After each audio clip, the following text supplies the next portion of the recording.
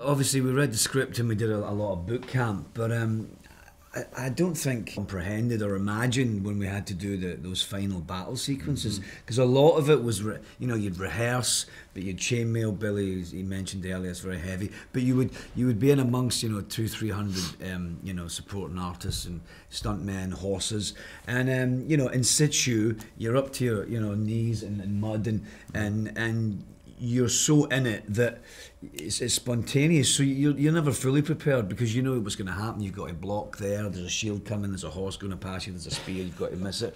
And when you do it, and it is choreographed, but then it goes very, you have to be on your toes. Just to add to that as well, it's very difficult to imagine, these guys, the people that we're portraying, would wake up every day either being expected to be stabbed in the back or, be betrayed in some way. And, every day was life or death. And we don't really have that today. So it's like the level of adrenaline, you have to imagine before these battles occurred, these guys would have been sloshed, to get from wherever they were to where the battlefield was, so they'd be exhausted. They didn't have portaloos, so you can imagine that it...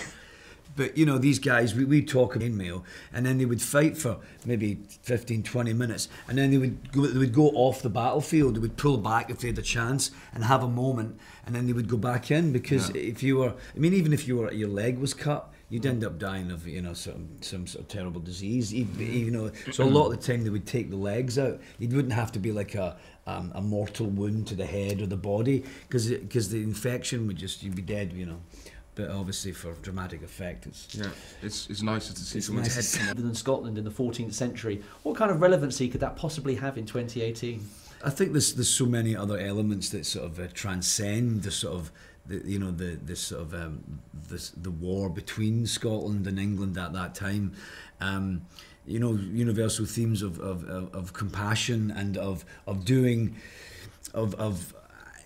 compromising your, Bruce, for instance, compromised, Wallace was different in many ways, because he didn't come from affluence, Bruce was aristocracy, but he sort of gave all that up of his people and of his country. So in many ways, it's there's some people in the world today that could learn from that. Just to add to that very quickly, having respect for other cultures, No, indeed. And also seeing Scotland definitely having its own identity, its own culture, and that's okay to share that, I think the Scots would be more willing to share it if we had more respect for that.